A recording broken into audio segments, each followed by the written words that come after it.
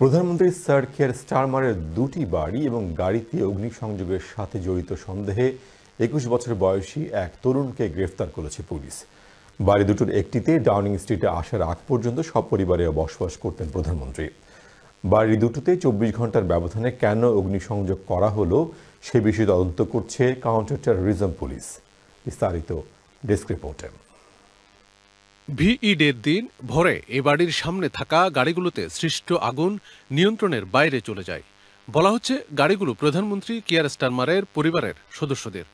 শুধু এখানেই নয়, ২০২৪-এর নির্বাচনের সময় কিয়ার স্টারমার উত্তর লন্ডনের কেন্টিশ টাউনের যে বাড়িতে সপরিবারে থাকতেন তাতেও অগ্নিসংযোগ করা হয় গত সোমবার। রবিবার অগ্নিসংযোগ করা হয় ৯০-এর দশকে কিয়ার স্টারমার ইজলিংটনের যে ফ্ল্যাটে থাকতেন তাতে। কাউন্টার টেররিজম পুলিশ এই ঘটনার তদন্ত করছে।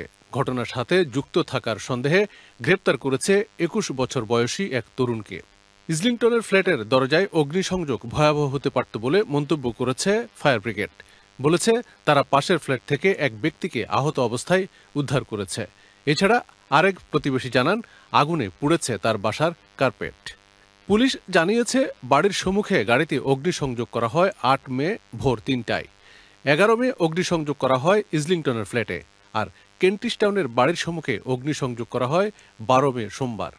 কাউন্টার টেররিজম পুলিশ বলছে নাশকতাকারীরা কেন গাড়ি এবং প্রধানমন্ত্রী কিয়ার স্টারমারের পুরনো আবাসনে অগ্নিসংযোগ করল তার কারণ খোঁজা হচ্ছে। Milton Rahman, channel S news desk.